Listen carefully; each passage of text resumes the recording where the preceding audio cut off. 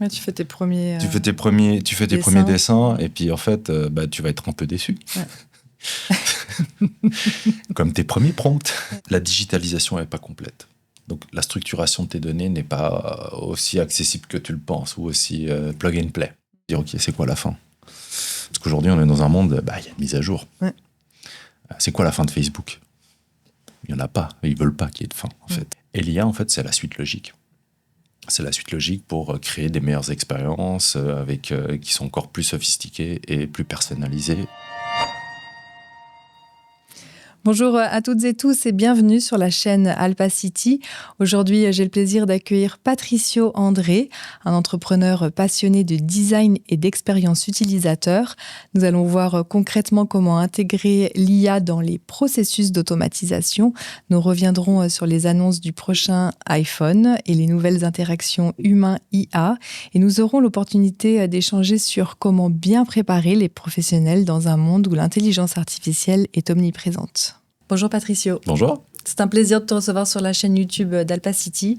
Alors, tu as un parcours assez diversifié, mais avant tout, tu as fait une école d'art et de design et tu es aussi et surtout un entrepreneur.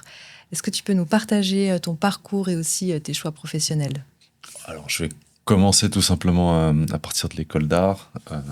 Comme tout bon Suisse, j'ai fait mes années préparatoires. Après, j'ai sauté entre Lausanne et Genève au niveau des écoles d'art. Et j'ai eu pas mal de temps, en fait, à pouvoir explorer le monde du design.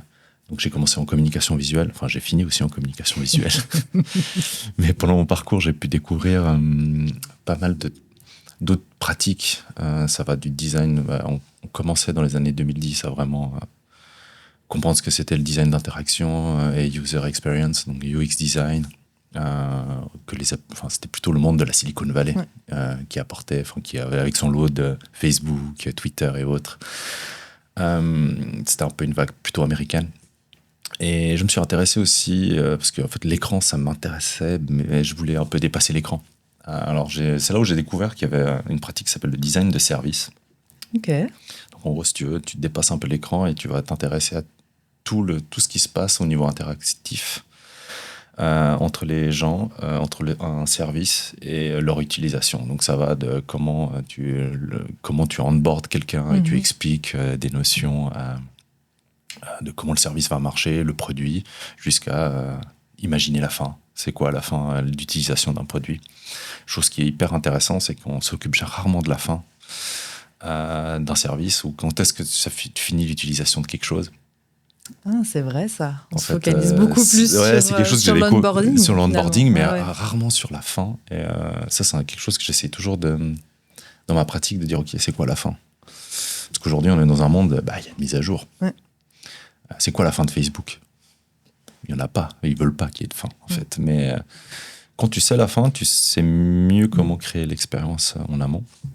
Donc, pendant mes études, j'ai vraiment un peu investigué tout ça. Je suis allé jusqu'à faire un travail de diplôme qui était très design social, où j'ai essayé de faire j'ai prototypé, si tu veux, un petit fascicule qui capacitait les familles monoparentales à demander de l'aide.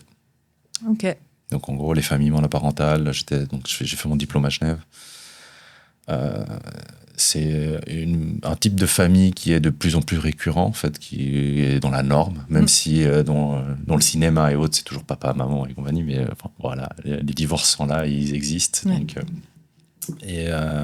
j'avais rencontré pas mal de gens au niveau social à Genève qui m'expliquaient qu'ils ne savaient pas comment répondre à leurs besoins, ils étaient souvent seuls. J'avais découvert qu'une de mes profs était mère, famille monoparentale.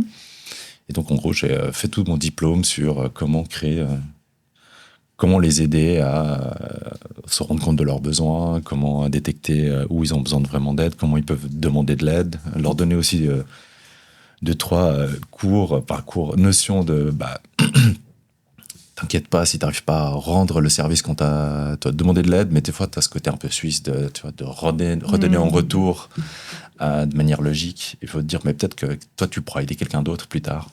Mais ça, tu l'as fait à travers une interface, on est d'accord? Non, c'était que du papier. Ah, ça, c'était que du papier. J'ai décidé de faire très low-tech. Ouais, pour le coup.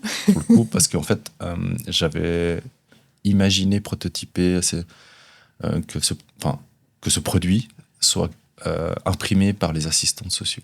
Ok. Donc en gros, il fallait que ce soit du papier de couleur, que les imprimantes, ça avait des contraintes. Quoi. Je suis allé prendre leurs contraintes. Ils ont que des imprimantes noir-blanc. Tu avais 3 ou 4 sections, je me rappelle plus trop bien, c'était quand même bientôt 10 ans. Il y avait 3 ou 4 sessions, c'est genre détecter ses besoins, comment communiquer ses besoins, lâcher prise. T'avais et puis en fait, c'était par couleur. Et en fonction de la famille que tu rencontrais, du stade où tu sentais le besoin, bah, tu imprimais ce qu'ils avaient besoin. En fait, le fascicule, c'était comme un petit classeur que tu as à l'école, que tu remplis, et qui t'aide un peu à ton capacité à pouvoir demander de l'aide. Donc en fait, le métier de designer et d'expérience utilisateur demande aussi des connaissances dans la psychologie, Sciences sociales. Sciences sociales, ce qui te permet de bien les comprendre. Oui, tu dois un peu... ça t'amène à lire du Bourdieu pour tout ce qui est social, ou même philosophique avec Bernard Stiegler. Mais en fait, l'idée, c'est... Et à un moment, tu réponds à un besoin. En fait. Ton design, en fait, concrètement, la différence pour moi, c'est ma vision, mais la différence entre un artiste et un designer, c'est qu'un artiste, il pose une opinion sur une problématique. Et moi, je réponds... un designer, non, un designer devrait répondre à un besoin utilisateur. Et pour comprendre ce besoin, tu as besoin de l'interviewer, tu as besoin de t'immiscer vraiment dans son quotidien, de comprendre en fait peut-être sa classe sociale. Enfin, tu as besoin de comprendre à peu près son environnement et son contexte pour pouvoir amener une solution qui est adéquate et qui sera aussi acceptée. Et voilà, et donc voilà, c'est toute ma démarche. J'ai fini avec un diplôme en communication visuelle, mais avec vraiment cette intention et cette volonté de dépasser juste l'affiche. On t'apprend l'affiche pour faire... au théâtre ou autre, ou l'interface pour faire le plus joli site du monde et gagner des awards. Mais j'étais vraiment dans ce côté, non, mais j'ai envie de répondre à des besoins et d'accompagner les utilisateurs à avoir un service cool, quoi, tout simplement. Alors, donc tu as fait des études et des expériences dans ce domaine-là. Qu'est-ce qui t'a amené aujourd'hui dans le monde de l'intelligence artificielle ? Alors, pour faire de l'intelligence artificielle, pour implémenter de l'intelligence artificielle, je vais faire à rebours, parce que j'aime bien faire ça, c'est beaucoup plus simple. Pour faire de l'intelligence artificielle, tu dois avoir des données, tu dois structurer tes données. Alors, je pense que c'est pas dans ce podcast que je vais raconter un peu tout ça avec tous les experts. Donc, je reste designer. Je mets quand même spoiler alerte. Je simplifie tout. Donc, il y a tout le côté technique. Donc, tu as besoin des données, tu as besoin de structurer tout ça. Tu vas l'intégrer. Moi, je suis là pour l'intégrer dans tes interactions. Donc, ces données-là, à un moment, tu as peut-être automatisé des tâches et autres. Donc, pour t'améliorer tes interactions et ton train de vie. Donc, en fait, moi, je viens de ce monde-là. En fait, au début, je viens l'interactivité. Donc, je me suis spécialisé dans tout ce qui était processus, métier, dans les PME. Très vite, il y a le monde du no-code qui est apparu. Donc, même moi, avec très peu de notions de développement, j'ai pu très vite automatiser des interactions que je programmais moi-même. Enfin, pré-programmais, mais programmais quand même. Et l'IA, en fait, c'est la suite logique. C'est la suite logique pour créer des meilleures expériences qui sont encore plus sophistiquées et plus personnalisées face au contexte que j'ai détecté au tout début. Donc, en fait, pour moi, c'est un peu... Tu dois l'implémenter parce que c'est un outil de plus, quoi. C'est le step suivant, quoi. C'est l'étape suivante. Je sais que le jeu vidéo occupe aussi une place importante dans ta vie et que ça a aussi, d'une certaine manière, été une source d'inspiration. Pourquoi le jeu vidéo et comment ça a influencé ton travail ? Alors, ça c'est drôle parce que on paye les jeux vidéo, mes jeux vidéo et les jeux vidéo de tous les collaborateurs dans l'entreprise, dans notre compta. Donc, c'est assez cool pour pouvoir l'expliquer ça aux impôts. C'est ton moment. Mais c'est mon moment. On l'a déjà expliqué. Mais c'est cette idée où y en a qui vont acheter des journaux, tu vois, qui ont des abonnements de journaux. Donc, c'est une manière en fait de t'informer. Ça, c'est pour justifier un peu le jeu vidéo, le recontextualiser sur le fait que c'est un média parmi tant d'autres. Maintenant, ce qu'on trouve dedans. Déjà, ils n'ont pas attendu que l'IA devienne un buzzword pour parler d'IA. Si tu parles à quelqu'un qui développe des jeux vidéo, l'IA, c'est les comportements des personnages fictifs. Comment ils vont interagir avec toi en tant que joueur, t'as ton personnage et à un moment, tu vas parler, je dis n'importe quoi, ou sorcier du coin, et il va te répondre. Donc, tout ça est préprogrammé. Donc, eux, ils appelaient ça déjà, depuis Pong, ils utilisent le terme d'intelligence artificielle pour nommer cette caractéristique. Donc, moi, ça m'a fait un peu tout drôle qu'on a, oui, l'IA, c'est un buzzword. Je fais, ben non, c'est les jeux vidéo. Enfin, tu vois, donc, venons plutôt ce monde de geek, j'associe à ça. Donc historiquement, j'ai envie de te dire, ils n'ont pas la paternité parce que c'est la recherche, on est d'accord, mais il y a ce côté où ils l'utilisent, tu vois, programmé, et puis c'est un côté très comportemental. Ça, c'est le premier truc. Deuxième truc, c'est au niveau des interactions, je pense qu'il n'y a pas meilleur médium pour faire du landboarding vers des nouveaux écosystèmes, systèmes de monnaie, règles complexes d'un univers que tu découvres. Ouais.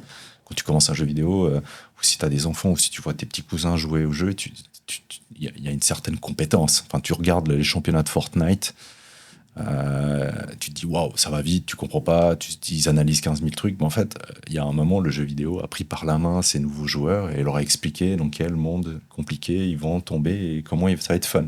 Donc en fait, cette espèce j'adore faire j'achète plein de jeux sur une plateforme qui s'appelle Steam, puis en fait tu peux jouer 2 heures et puis te faire rembourser si tu veux. Tant que tu fais pas 4. Tu fais juste les onboarding. Je fais juste les onboarding, je suis un testeur d'onboarding. Ok, c'est comme ça qu'ils t'amènent cet univers-là. Pourquoi ? Parce qu'en fait c'est vraiment des compétences ou des imaginaires qui sont hyper cool à reporter ça dans une PME. Comment on va optimiser les process, intégrer de l'IA, mais comment tu vas les onboarder ? Comment tu vas leur expliquer quelles sont les étapes clés pour à la fois diminuer les peurs et compagnie. Donc il y a vraiment cette idée-là d'onboarding d'IA, et après c'est un monde du jeu vidéo, c'est comme en fait t'explores et puis t'explores comme dans un film le monde des science-fiction, jusque là t'as une couche d'interactivité. Donc faire passer des messages,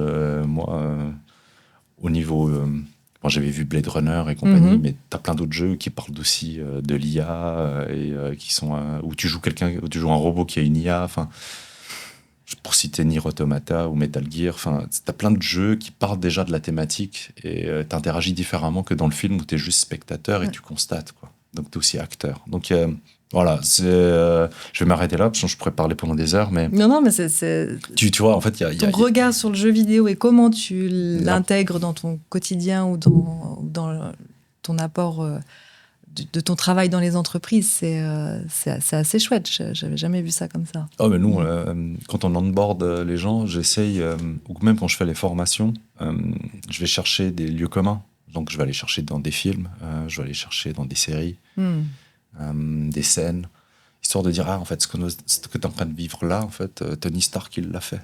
C'est bête, hein, mais tu vois, mais il y a cette idée où, mais en fait, je l'ai vu, mais en fait, je connais un peu ce type de situation. C'est juste de faire un peu de caisse de résonance pour dire, en fait, t'es pas seul, 2, il y a déjà un film dessus. Enfin, ça adoube un peu ton ressenti et ton contexte. Ouais, absolument. Et les jeux vidéo, par exemple, quand je veux parler de collaboration, je l'ai arrêté. Parce qu'il commence à devenir vieux le jeu, mais World of Warcraft, il y a un moment, tu dois faire des raids, t'es 60 et quelques personnes qui se coordonnent pour un seul objectif. Et c'est souvent 60 et quelques personnes, la plupart du temps, c'est des inconnus. Mais ils se coordonnent pendant 4 heures pour réussir l'objectif. Puis je leur dis, mais si je vous donne un objectif à peu près de la même intensité, entre vous, collaborateurs, si vous arrivez à vous coordonner pendant 5 heures pour délivrer. Bon, après, il y a mon côté un peu revanchard quand j'avais la vingtaine et puis qu'on me prenait vraiment au tout début de ma carrière. C'était un peu, je voulais montrer que le jeu vidéo, c'est pas parce que j'étais geek que c'était, il y avait pas des compétences clés que je pouvais valoriser. Mais j'adorais montrer cet exemple-là, quoi. C'est beau, t'as tourné ça en opportunité et en... Ouais, c'est hyper bien. Avant d'aller un petit peu plus loin dans justement l'entreprise que tu as montée qui s'appelle Iategrator. Iategrator, pardon. On fait un petit décryptage de l'actualité. Oui. On aimerait beaucoup avoir ton point de vue. Alors, c'est aussi une actualité que tu nous as partagée et je l'ai trouvée absolument géniale. Bien sûr, je l'ai regardée. On parle de l'iPhone 16, oui. Des annonces d'Apple pour leur prochain système iOS d'intelligence personnelle. Ils appellent cela Apple Intelligence. Donc, ils nous promettent une expérience totalement personnalisée, en tout cas aux États-Unis, puisque le lancement en Europe, eh bien, il est encore incertain. Voilà. Qu'est-ce que tu penses de l'approche d'Apple dans l'utilisation, l'exploitation de l'intelligence artificielle ?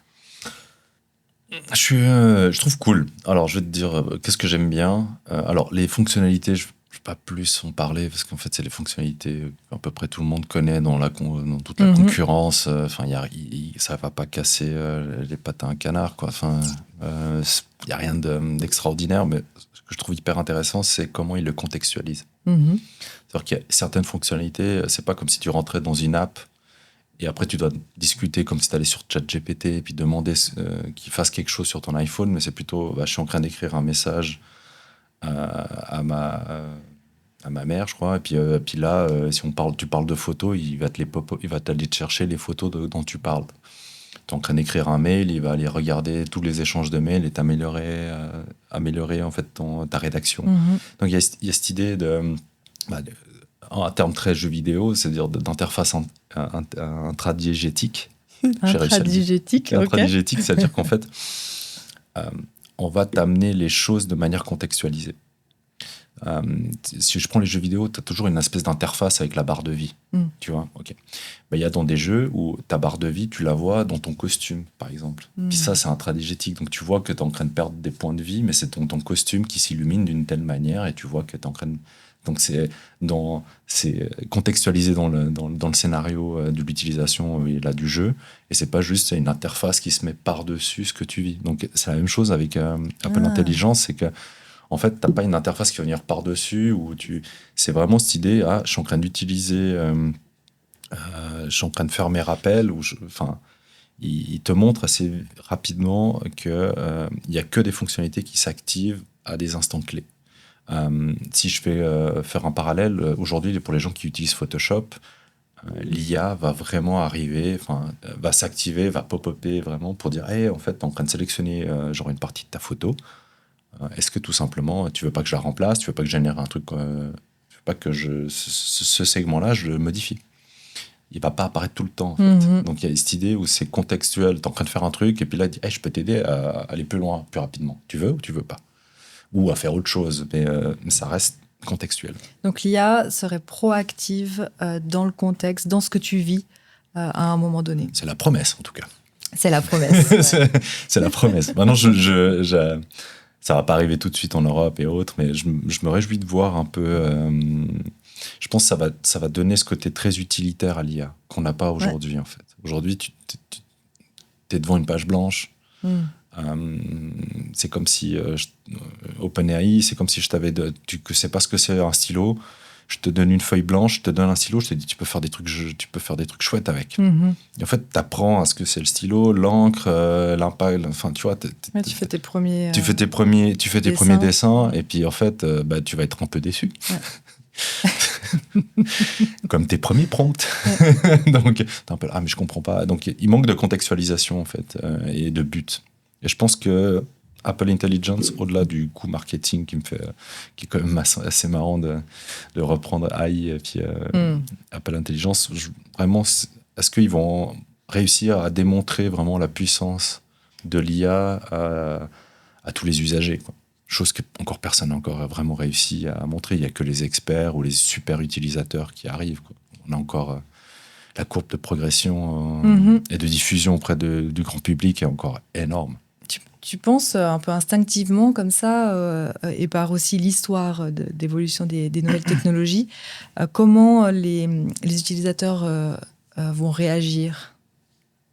Je pense qu'au début, ça va être le festival des memojis, ça va être sûr, on va tout utiliser. Ouais. Après, comme tout, il y en a qui vont aller... ça dépend comment tu utilises ton iPhone, en fait. Si tu utilises Mail, tu vas être content qu'il te trie tes mails. Si tu n'utilises pas Mail, moi, par exemple, je suis sur Gmail, est-ce que ça va pas me faire obliger à remettre tous mes mails sur Mail? Enfin, d'un point de vue professionnel, je pense que tu vas vite aller chercher l'utilité. Ouais. Maintenant, d'un point de vue usage personnel, je sais pas encore.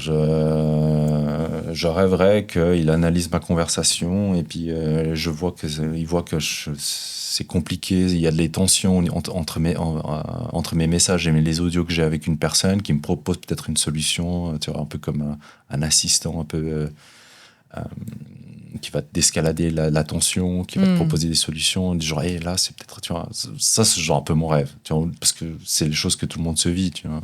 Après, ça peut être aussi des usages,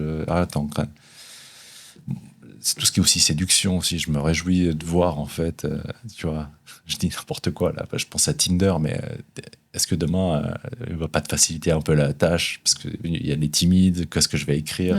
Il y a des Reddit, il y a des subreddits entiers sur la punchline, tu sais, pour commencer une discussion sur Tinder. Est-ce qu'il va pas embarquer ça? Enfin bref, en termes d'usage et d'interaction, il y a des mondes à explorer, quoi.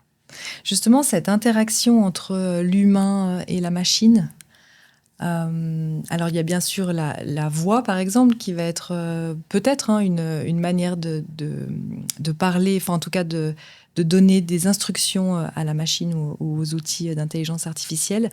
Mais toi, tu vois vraiment cette évolution sur un partenaire de vie qui t'aiderait finalement sur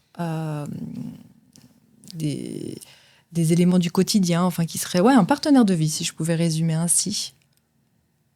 Ou pas tout à fait? Je réfléchis un peu, parce qu'en fait, j'ai plein de choses qui me viennent en tête. Ouais. C'est une réflexion que je suis en train de faire en même temps avec toi. Alors, dans ma tête, déjà au niveau cinématographique, j'ai Her. Tu vois, le film avec, avec la belle voix avec Joachim et Scarlett Johansson. Exact. La voix de Scarlett Johansson. Après, il y a Alexa. Si on devient plus terre à terre aujourd'hui, ce qui est accessible, tu as déjà Alexa. Il y a plein de cas d'usage où Alexa est le meilleur tuteur de pas mal de petits enfants américains qui demandent de l'aide au niveau de l'école. Et d'un point de vue juste usage, terme de la voix, je pense qu'il y a toute une nouvelle génération qui ne fait que des vocaux. Ouais, je les vois dans la rue. D'ailleurs, je suis.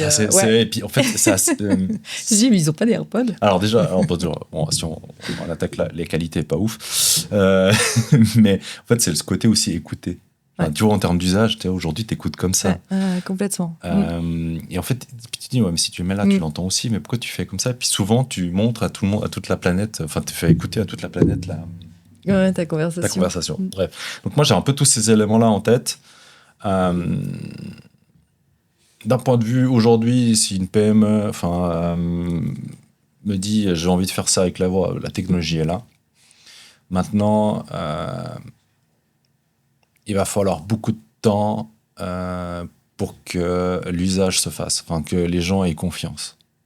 Parce qu'aujourd'hui, tu vois les pop-up déjà de FAQ, tu sais, qui t'arrivent dans tous les sites internet, parle avec moi et tout. Donc maintenant, c'est des bots, c'est des chatbots, ok. Rajoute le côté voix. Oui, bonjour. Déjà, en termes d'usage, allez, on va utiliser le terme un peu c'est un peu des fois un peu agressif. Déjà que tu dois accepter les cookies. En termes d'usage, c'est cookies. Non, j'ai pas X pour enlever le chat. C'est vrai que c'est agressif, t'as raison. Et en plus, t'imagines, t'as une voix qui, tu sais, comme les anciens sites 2005, 2000, avec de la musique qui se lançait, puis que tu essayais de chercher. Tu pouvais arrêter. Où tu pouvais arrêter et autres. Donc voilà. Donc moi, je suis un peu mitigé pour l'instant sur ces promesses-là, juste en termes d'adoption. Ok. Je trouve cool, mais en termes d'adoption, j'avais vu une démo, je crois que c'était Google, où tu pouvais appeler pour Google Business, qu'on t'appelait pour prendre un rendez-vous, parce que par exemple pour les coiffeurs, maintenant tu peux faire, quand tu as Google Business, tu peux mettre tes horaires, et puis carrément, dès que tu es sur Google Maps, tu peux booker. Et quand t'appelais, il y avait une IA qui te répondait, elle me faisait même du mimétisme des ah oui, attendez un peu, jusqu'à quel point c'est hyper vraisemblable, jusqu'à quel point tu dois l'annoncer que c'est une IA. Il y a aussi tout ça, en fait. Est-ce que tu te sens pas un peu floué? Enfin, je sais pas.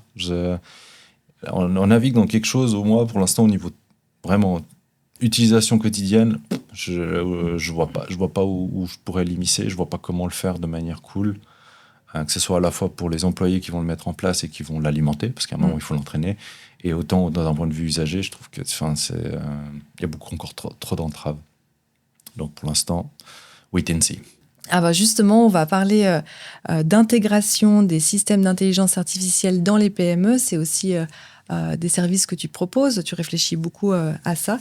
Est-ce que tu peux nous en dire un petit peu plus sur tes entreprises? Ouais, bien sûr. Alors déjà, je vais présenter rapidement IA Integrator. Donc, on est 2 cofondateurs. Donc, il y a Stéphane, qui est le mathématicien, le côté tech. Okay. Et moi, le côté design, le côté processus, expérience. Et en gros, on mélange les deux avec... on s'est mélangé les deux. Enfin, déjà, on optimisait les processus depuis le début. Mais avec l'IA, en fait, c'est devenu en fait vraiment un peu... l'idée, c'est de trouver des cas d'usage. C'est pas juste de dire utilise ChatGPT dans ta journée, c'est vraiment d'essayer d'implémenter ça dans les processus des entreprises. Comment on fait? On arrive à peu près en 3 étapes. Tout d'abord, au début, suivant les entreprises, tu dois déjà clarifier, standardiser les procédures. Des fois, c'est pas clair. Des fois, c'est Gérard qui s'occupe d'aussi, et puis c'est Jocelyne qui fait ça. Et puis, bon, je vais caricaturer un peu, mais c'est ce côté où il y a une culture d'entreprise où tout le monde se fait confiance, tout le monde connaît un peu son périmètre d'action, mais en fait, rien n'est vraiment clair. Et quand tu dois onboarder des nouvelles personnes, en fait, t'as pas d'interface, t'as pas quelque chose à montrer pour dire, écoute, voici un peu tout le service, comment ça se passe. Donc nous, on visibilise ça, tout d'abord.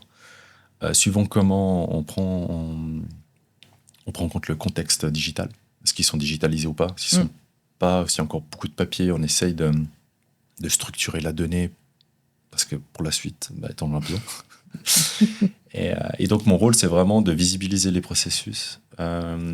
Et avec Stéphane, on va valoriser les données disponibles.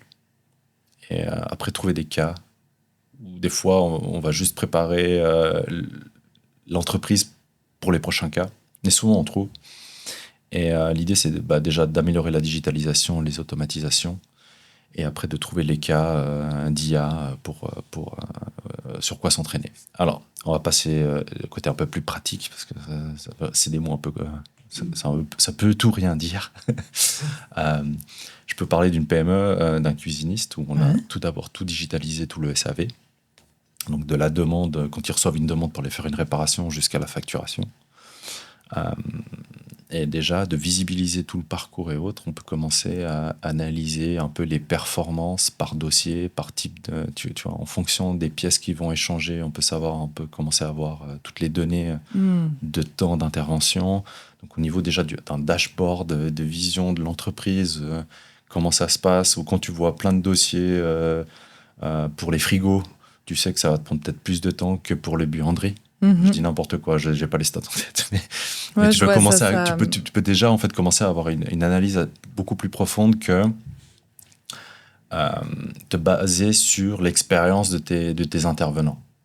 Parce qu'avant, dans la plupart des entreprises, il y a souvent le senior qui a la capacité de prédire déjà, parce qu'il a tellement d'expérience qu'il peut dire non, mais en fait, dès qu'on est devant une machine 1000, c'est compliqué. Tu vois, je la connais bien, celle-ci. Je la connais, celle-ci, c'est toujours ça que ça pète. Ou même n'importe quel ingénieur ou n'importe quel technicien, tu vois. Mais là, en fait, tu donnes du sens et de la donnée à cette expertise-là. Et ce qui est cool aussi, c'est que quand tu commences à mettre l'IA pour donner des expertises, tu peux demander à cette fameuse personne d'aller confirmer si c'est juste ou pas.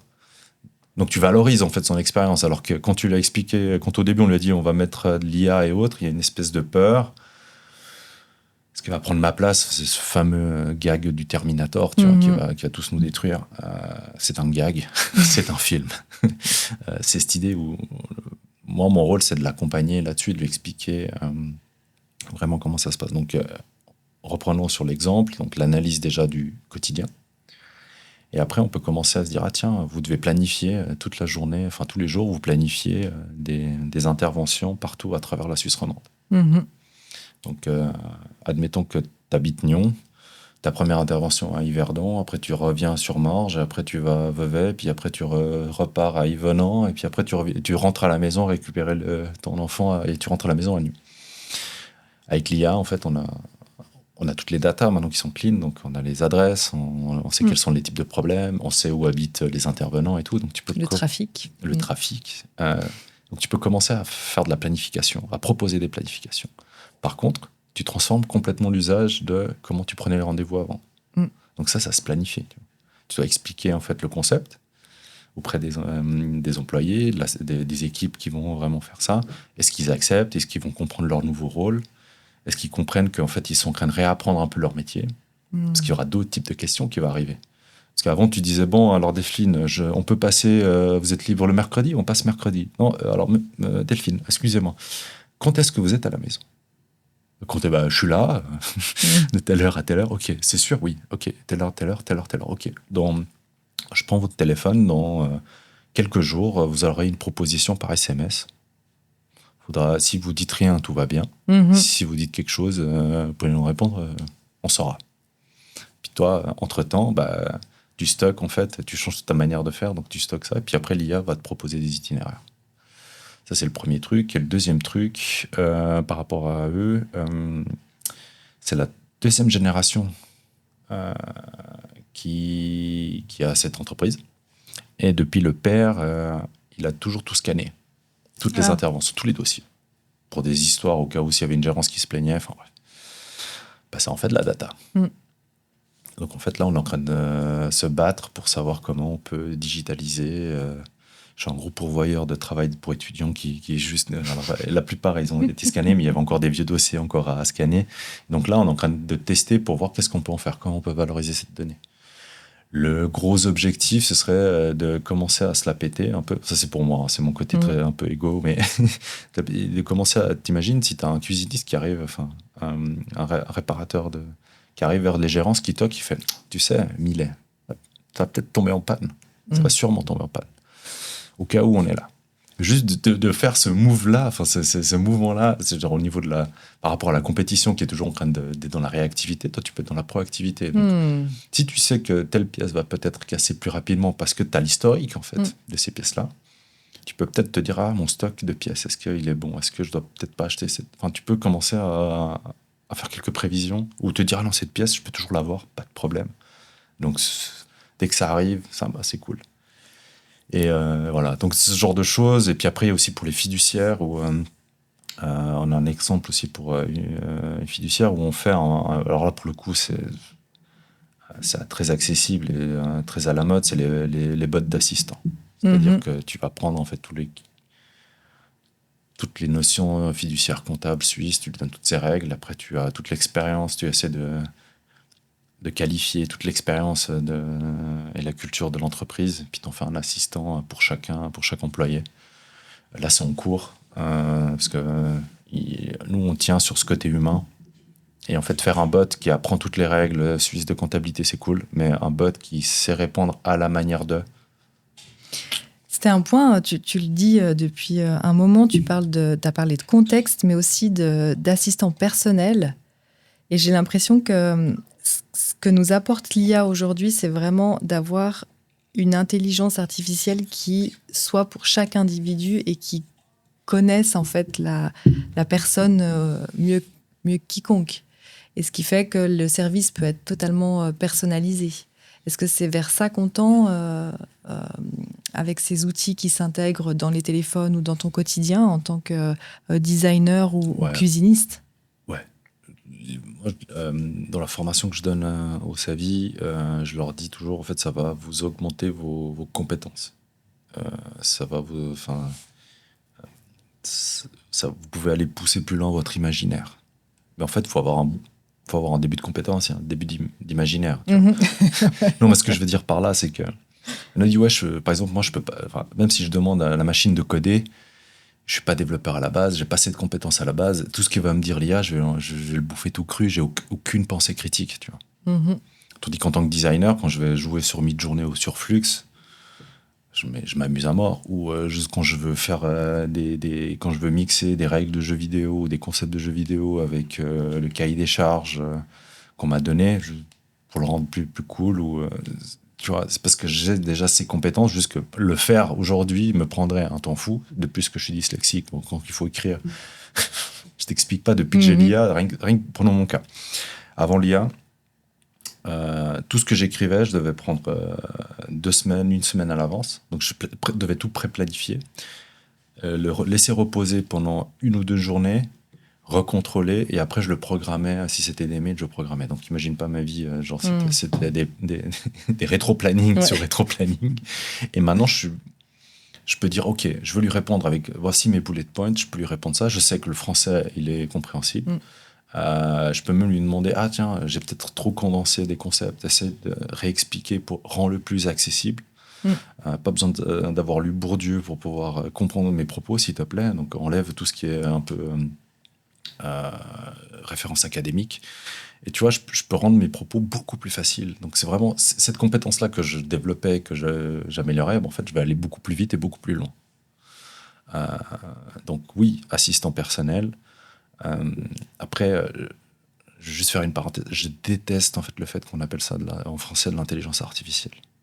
Parce qu'en fait, intelligence en anglais, c'est aussi de l'information. La CIA, c'est Central Information Agency. Donc, Intelligence Agency, c'est ce côté de savoir. Et bon, quand tu dis c'est une information artificielle, déjà, tu arrêtes de te comparer en termes de positionnement. Et de deux, c'est de l'information. Donc, au niveau francophone, ça, c'est un des premiers trucs que je dis. Alors, l'IA n'est pas magique. Il y a des mathématiques. Et de deux, c'est des informations. En reprenant un peu les termes, il y a une mistraduction, là. Ça va pas. On aurait dû demander aux Canadiens. Effectivement. C'est pas faux. Mais oui, mais passer ce terme qui est un petit peu... Mais c'est vrai qu'on met un petit peu tout aussi dedans, mais on comprend bien le sens de toutes ces données digitalisées qui sont aujourd'hui avec des puissances de calcul capables de changer ton quotidien. Oui. On pourrait résumer ça ainsi. Ouais. Et maintenant, comment ça le fait, comment ça fonctionne, on commence à bien comprendre aussi. Les impacts, on commence à les voir. On parle aussi pas mal de remplacement. Tu vois, je viens tout doucement à ça. Comment justement, il y a cette philosophie que vous avez, d'ailleurs, je l'ai noté, No Human, No AI, ce qui va aussi dans ce sens-là. Comment tu onboard, peut-être juste un aparté pour vraiment informer ceux qui nous écoutent, tu es aussi co-directeur de la formation au SWAVI, pardon. Pas tous. Au SWAVI. Même les apprenants qui font la formation. C'est vrai, parce que je vois très bien le logo, je vois tout, mais c'est vrai que je ne l'ai jamais prononcé. Comment justement tu prépares ces professionnels-là dans ce monde avec l'IA qui est omniprésente? Donc on peut commencer par ta philosophie No Human, No AI. No Human, No AI. Mais il y a cette idée toute bête, c'est que c'est toi qui appuies sur le bouton. En fait, c'est tant que tu as techniquement... Enfin, si c'est ton assistant personnel, si tu installes, si toi, patron de PME, tu installes, il y a un moment, il y a des gens, ils doivent remplir la machine, ils doivent à un moment appuyer sur un bouton pour que ça se lance. À moins que tu aies fait tout un écosystème où c'est en autonomie totale et tu n'as pas besoin d'employés. Donc, je pense qu'il y a beaucoup d'entreprises qui vont complètement changer la manière d'entreprendre, parce qu'en fait, tu peux mettre des bots et tout. Après, on pourra critiquer la pertinence, la qualité du travail. Voilà. Et après, on dit, on va remplacer. Je fais, non, mais de toute façon, il a remplacé personne parce qu'il aurait engagé personne. Maintenant, revenons sur la thématique de No Human, No AI et du grand remplacement, je déteste ce terme, je ne vais plus jamais le dire, c'est du remplacement. Du remplacement. En fait, ce qu'il faut comprendre, c'est si ton collaborateur, tes employés ou tes collègues n'ont pas envie, ça ne va pas se faire. Déjà aujourd'hui, avec l'automatisation et autres, c'est le nerf de la guerre, ça reste encore l'humain. Donc, nous, ce qu'on explique, c'est qu'il faut prendre la complexité, les compétences et l'expertise des gens et essayer de les augmenter là où ils en ont besoin. C'est-à-dire les soulager peut-être de tâches répétitives, rébarbatives, peut-être leur donner plus de choix à des instants clés. C'est tout bête, hein, on est en train d'aider une administration. Il y a un moment, ils doivent choisir des experts c'est dans une école, ils doivent choisir des experts pour des travaux de diplôme. as une liste de 500 personnes à scroller. C'est normal qu'au bout d'un moment, même si tu veux avoir toute la volonté du monde pour que ce soit égalitaire et compagnie, bah, tu n'as quand même que 2 heures dans ta vie, quoi. Ouais, Donc bien tu sûr. vas aller chercher Robert. J'utilise souvent Robert pour mes exemples. Tu vas aller chercher Robert que tu connais bien. Tu sais qu'il a déjà fait à peu près cette thématique-là 3 ou 4 fois avant. Donc tu vas le rappeler par des soucis de rapidité et tout, et parce que tu as le temps qui tourne. Donc en gros, imagine que maintenant j'apporte une IA, dis hey, je t'ai déjà filtré par rapport à tous tes profils, comme on les a bien remplis et bien catégorisés. Bah il y a Robert, mais tu as aussi Jocelyne, tu as aussi ça, tu as aussi ça. Tu veux lequel? Tu pré-mâches le boulot. Donc là, elle va comprendre, la personne, que en fait, je suis en train juste de la soulager et d'atteindre en fait le but ultime qu'elle voudrait atteindre depuis le début, c'est-à-dire se prendre du temps pour pouvoir sélectionner les bons experts. Donc, nous, on l'intègre comme ça. C'est vraiment pas d'humain. Si tu comprends pas ses besoins, tu comprends pas. En fait, l'aspiration de la personne qui veut sélectionner les experts, c'est pas tout le temps de tomber chez Robert. C'est juste qu'elle a une pression de temps, elle a le timing qui la stresse.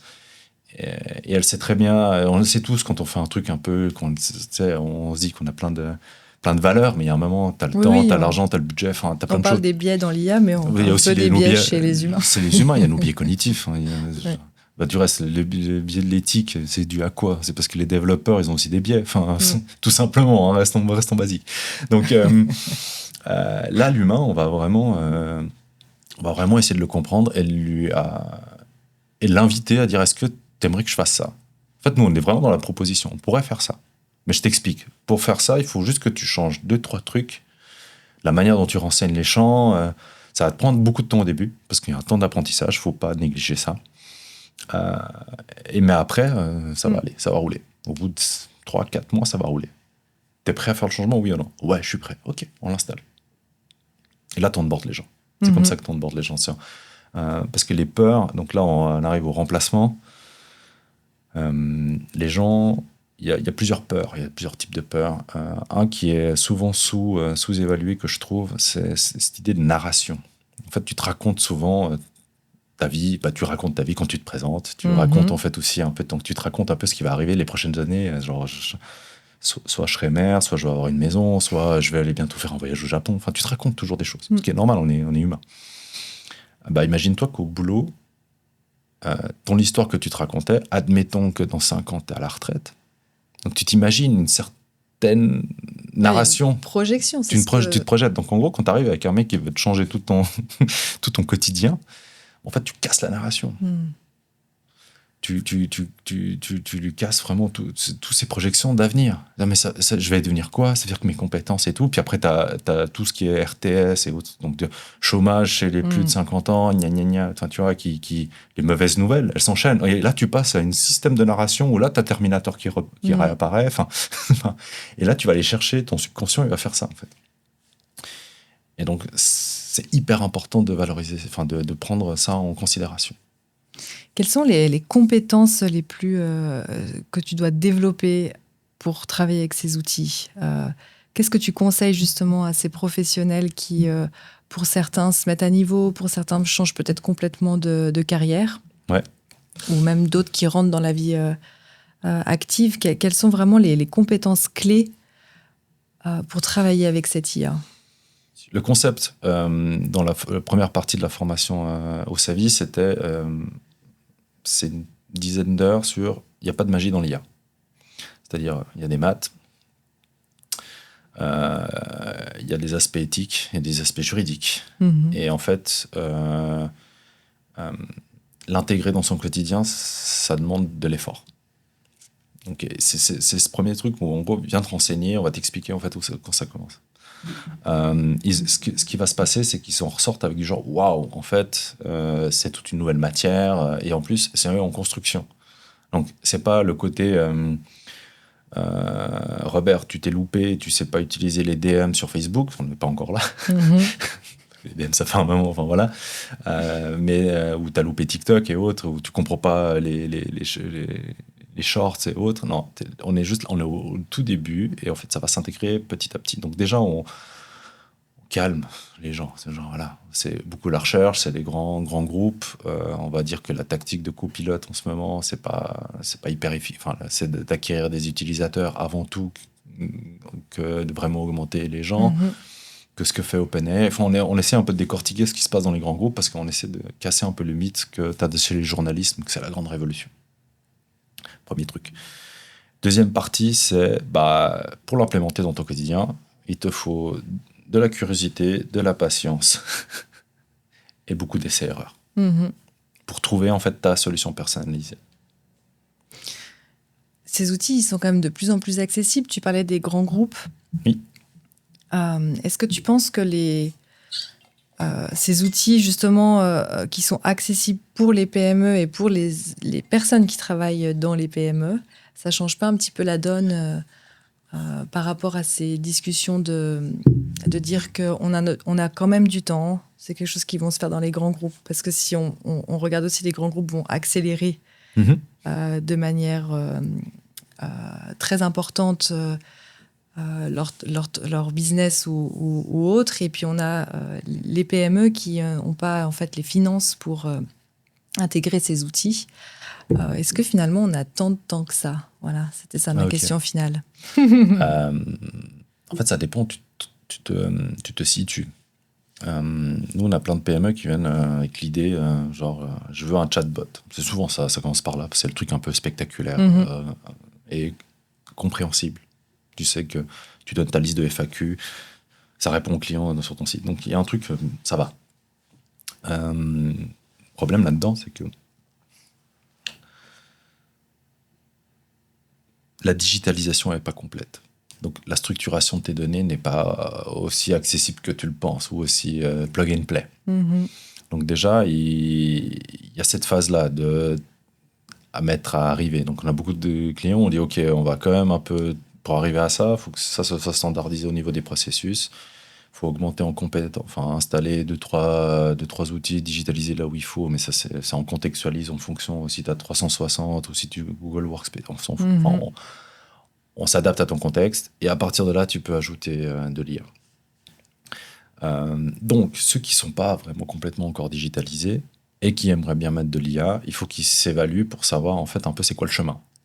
Parce qu'à chaque PME, son chemin. Ouais. Parce que nous, on adore retrouver des vieux serveurs qu'on pourrait réutiliser le stock de données. Enfin, dire, tiens, au lieu de tout mettre dans le cloud, mets ici, comme ça, on est un peu sur les lois de la protection des données pour certaines phases de tes données. Et on peut les travailler depuis ici. On plug un petit ordinateur boosté, et puis on peut déjà commencer à installer des choses. Ou, t'es encore sur papier. OK, voici les grandes étapes pour atteindre là où tu pourrais aller. Après, on pourra valoriser tes données de telle manière, de telle manière. Mais en fait, il y a une histoire. En fait, tout simplement, c'est faire une évaluation pour valoriser déjà ton patrimoine de données. Et après, on viendra valoriser ton patrimoine culturel et tes processus pour pouvoir... Parce qu'in fine, c'est soit tu vas te dégager quoi qu'il advienne du temps, tu vas accélérer ta productivité d'une manière ou d'une autre. On ne va pas mettre des pourcentages, mais de toute façon, on va y arriver. Et après, tu veux faire quoi? Tu veux être plus optimal et gagner en marge, continuer à faire les mêmes prestations, ou te dégager du temps et faire des nouvelles prestations. Après, à partir de là, on peut commencer à... Mais quand tu dis des grands groupes, je pense... À part des domaines très spécifiques où la recherche peut intégrer, puis on est dans l'industrie, il y a plein de cas comme ça, mais aujourd'hui, tu me dis, grands groupes, ils ont installé Copilot. C'est pas une grande avancée pour l'instant, en termes d'usage. Ce que fait Copilot, il va juste améliorer ta rédaction, fine, mais est-ce qu'elle va vraiment augmenter tout le grand groupe? En fait, c'est hyper large ta question parce que... Oui, qu'est-ce qu'on entend par intégration d'IA au sein des entreprises? C'est ça, c'est dire, est-ce que tu es à un niveau où tu fais de la prédiction et puis donc tu as une quantité déjà... Donc tu es déjà une entreprise où toutes tes données sont bien rangées. Bon, ça commence à gérer les données non structurées. C'est un grand changement aussi. C'est un grand changement, mais ça reste que tu dois quand même les trouver. Enfin, entre annoncer, on a installé de l'IA et vraiment ça fonctionne et c'est opérationnel. Je ne suis pas du côté technique, mais juste en termes d'usage. C'est ce que tu observes sur le terrain. Sur le terrain, je connais l'humain. Et l'humain, c'est pas clic-clac Kodak. Il y aura de la résistance au changement. Prenons l'état de la presse. Et la presse et l'IA, c'est un sujet. En plus, avec ce qu'annonce ta média, donc on surfe aussi sur l'actualité. Il y en a qui vont dire que c'est à cause de l'IA et compagnie. Je fais OK, ils intègrent de l'IA, mais en fait, ça se voit pas vraiment là en ce moment. Enfin, et puis on comprend pas vraiment à quel usage. Donc, on a beau dire que des grands groupes installent de l'IA, aujourd'hui, de manière tangible, tu le vois où? Ah ouais, c'est vrai. Donc, le message au PME, c'est quoi? Renseignez-vous déjà. Si votre imaginaire commence à s'émoustiller, puis vous voyez, vous imaginez potentiellement des choses, allez vous renseigner encore plus. Et sinon, si vous voulez vraiment de manière très concrète savoir si c'est possible ou non et comment ça va se passer, demander une évaluation, quoi. C'est de trouver un responsable, que ce soit chez nous ou toute personne qui gère de l'IT a au moins, je pense, maintenant en train d'ajouter la corde d'IA à son arc. Ou au moins comment l'intégrer et tout. Et il faut faire une évaluation, quoi. Nous, ce qu'on fait, c'est comme évaluation, on passe toujours une journée d'observation. Okay. Parce qu'en fait, on va aussi évaluer comment on est le côté humain et puis que j'arrête pas de l'en parler. Il faut quand même un peu le valoriser. Faut le faire un petit peu. Faut le faire un petit peu, dire OK, tes équipes, elles sont chaudes bouillantes. Il y a tel profil qui va monter. Je vais te l'expliquer pourquoi. Parce que juste la manière dont tu utilises déjà ta suite, ce que tu lui mets à disposition et de la manière dont elle hack. Et nous, moi, ce que j'adore, c'est mettre en place une solution et me faire hacker. Je fais, mais comment t'as fait ça? Ah ouais, parce qu'en fait, l'interface, elle, j'aime pas, et puis je fais ça. Ok. C'est pas mal de se faire hacker. J'adore ça. C'est là où tu apprends. Ah non, mais j'adore ça. Puis nous, on a une hotline par WhatsApp. C'est pour les employés. On a pour moi, tout le monde a WhatsApp. Ouais. Et dès que tu as un bug, je pourrais te montrer plein de vidéos et ils se filment l'écran. Ouais, j'arrive pas à faire ça et je comprends pas. Et tu vois, et puis nous, on débug tout par WhatsApp pour des histoires d'accessibilité aussi. Parce que, tu vois, ouvrir un ticketing, on a tout pensé. Hein, tous les gens de l'IT avaient tous leurs solutions magiques. Puis moi, je dis, on va passer par WhatsApp. Ouais, mais c'est compliqué. Non, on va se trouver une solution pour référencer, pour faire du tracking. Fine, mais on passe par WhatsApp. C'est le truc, tout le monde a. Ouais, il y en a qui bossent qu'avec les téléphones maintenant, les smartphones. Ouais, surtout quand on a des PME qui ont pas mal d'intervenants sur le chantier.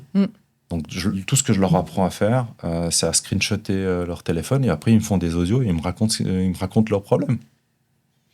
Excellent. C'est génial. Ouais, je suis dans une buanderie, putain. T'imagines, tu reçois ça, l'équipe IT qui fait le CSM, ils adorent ça, il est perché. À un moment, on se demandait si par client, à la fin de l'année, on leur ferait pas une espèce de compile. Ouais. Pour rigoler, je dirais, avec pas mal de clients, on est en bon terme, puis surtout avec les employés. Parce qu'il y a une espèce de réactivité, on a bien reçu, et on demande de qualifier l'urgence à chaque fois, mais eux, par vocal, est-ce que tu peux pas travailler? Il faut que tu l'annonces, tu le cries. Il faut que tu crées de la donnée. Ouais, voilà. Donc, et comme ça, tu actives le truc. Donc, c'est hyper cool, quoi. Là, ouais, je peux plus passer. Je suis dans une buanderie et j'ai même pas de 4G, je suis dehors. Donc, tu t'imagines la personne qui sort de l'immeuble en blé de travail et qui commence on reprend sur les audios d'avant. Mais je trouve ça... Enfin, voilà. Ouais. Donc, oui, évaluer, faites un scénario d'implémentation, essayez de découvrir vous avez de l'or en barre avec des données souvent. Et peut-être comment ça se valorise, quoi. Ouais. Tout simplement. Je pose toujours la question à nos invités, est-ce que tu aurais des recommandations d'informations, de sources, des podcasts, une chaîne YouTube, un livre qui aurait changé ta vie? Là, je lis un livre, je l'ai même noté, attends, bouge pas. C'est en anglais. Alors, c'est How to Think Like an Activist. Ok. Comment réfléchir comme un activiste de Wendy Sifret, donc qui est une Australienne. Il y a ce côté en fait d'être proactif face aux défis. Donc tu vois, quand tu es activiste, tu as un défi, soit que ce soit l'écologie, chacun son... Je suis pas là pour dire quel combat tu as, mais en fait dès que tu veux avoir un combat et puis essayer de faire changer les choses, faut être proactif. Donc il te donne plein d'astuces, notamment avoir un mentor, s'entourer des gens avec qui tu partages la même envie, et aussi ne pas avoir peur de la confrontation, de pouvoir l'accueillir. En fait, il y a plein d'astuces comme ça. Et puis pour moi, en fait, qui suis dans le quotidien à essayer d'implémenter des nouvelles technologies, d'essayer d'expliquer les nouveaux usages, d'accompagner les gens là-dessus, en fait, pour moi, c'est assez révélateur. Et ce que j'adore dans le livre, c'est que toutes les petites actions sont cool. step Elle by te step. propose des actions. Non, elle te propose de valoriser, même si tu n'as pas l'impression que ça avance, essaie de te rendre compte de tout ce qui a avancé quand même. T'as cette idée, alors les entrepreneurs vont te parler de la montagne, qu'il y a plein d'échelles, plein d'escales, enfin, tu vois, c'est à peu près ça aussi. Et elle met aussi l'idée de faire ça en collectif. Okay. Tu peux pas être activiste tout seul, en fait. Donc tu dois embarquer les gens. Et ça, par exemple, c'est une de mes peurs à chaque fois que je commence un nouveau mandat, c'est est-ce que on va réussir à embarquer tout le monde? Qui sont les réfractaires? Comment tu les embarques? Parce que no human, no AI, donc même s'il y a quelqu'un qui est réfractaire et admettons c'est une pierre angulaire ou un goulot d'étranglement dans pas mal de tes processus, ça ne marchera pas.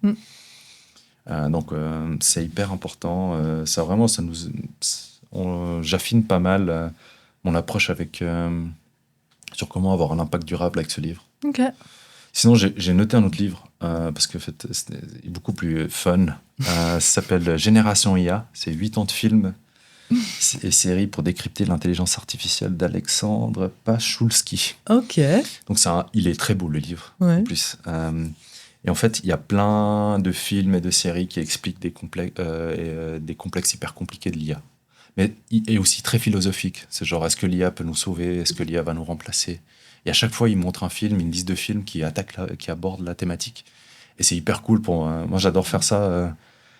Des fois, on travaille avec la HESSO et puis genre, tu sais, ils veulent parler d'IA, les étudiants. Et puis en fait, je passe par des films. C'est un médium beaucoup plus drôle. Ouais, absolument. Les jeux, c'est compliqué parce qu'il faut mettre les gens à jouer. Il y a une manette, il y a une interface, il y a un médium qui est quand même complexe à prendre en main.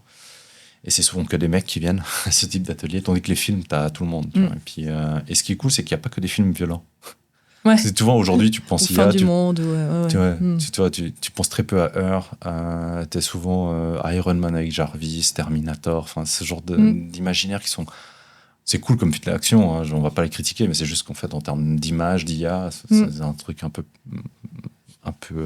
limité ou péjoratif. Péjoratif, ouais, ok. Donc à peu près ça. Génial. J'ai gardé ces deux-là. Ça marche, merci infiniment. On les mettra dans la description sur YouTube. Et puis, question finale. Est-ce que tu aurais une personne à nous recommander qu'on pourrait inviter sur la chaîne? Ouais, je vais en profiter pour faire de la promo sur les designers. Oui, vas-y. Je vous propose d'aller rencontrer Pascal Wicht. Ok. C'est un designer qui est à la fois visionnaire et pragmatique. Okay.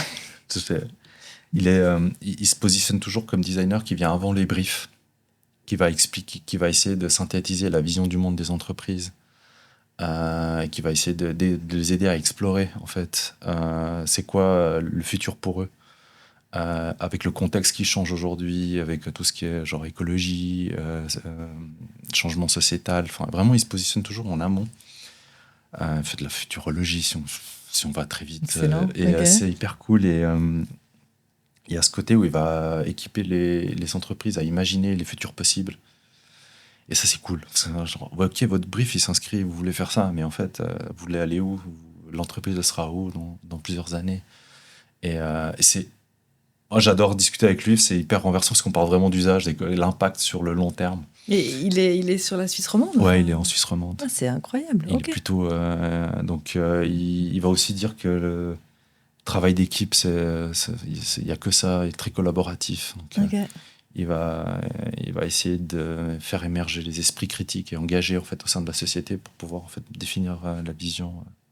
Bah écoute, donc, on va lui lancer une invitation, ça donne envie. Hein. Ouais, c'est cool. Non, franchement, si vous voulez... parce qu'il y a des designers très pratiques tu vois, qui vont innover sur... mais lui, ce qui est cool, c'est vraiment en termes d'usage. Moi, j'adore parler avec lui pour cette histoire de vision. C'est quoi l'avenir J'ai beaucoup discuté, par exemple, de quel type d'imagerie chez IA Integrator on va utiliser.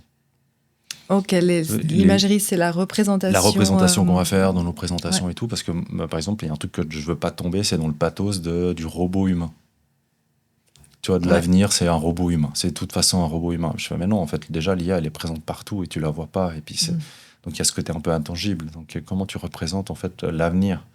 Et vu qu'on parle d'IA et autres, il y a tout un positionnement, pour moi, où il y a Integrator doit aussi montrer ce qu'ils imaginent dans l'avenir. Et c'est un avenir où il y a beaucoup d'humains, où il y a peut-être des... je t'enverrai les photos, mais il y a cette idée où c'est le lac Léman, tu as des dirigeables, les transports se font en dirigeable. Enfin, c'est beaucoup plus smooth, quoi. C'est moins, on est moins dans le truc cyberpunk que tu vois, dès qu'on veut parler d'IA, t'as un cerveau avec plein de connexions. Enfin, ouais, c'est vrai. C'est il faut, l'imaginaire. et les imaginaires, il faut les travailler dès le début, en fait. Et puis avec Pascal, il nous aide pas mal là-dessus. Voilà. Vous changerez le nom d'intelligence artificielle, vous trouverez autre chose. J'espère. Un jour. Patricio, merci infiniment. Merci Delphine. Tout de bon pour la suite et à bientôt. À bientôt. Ciao, ciao.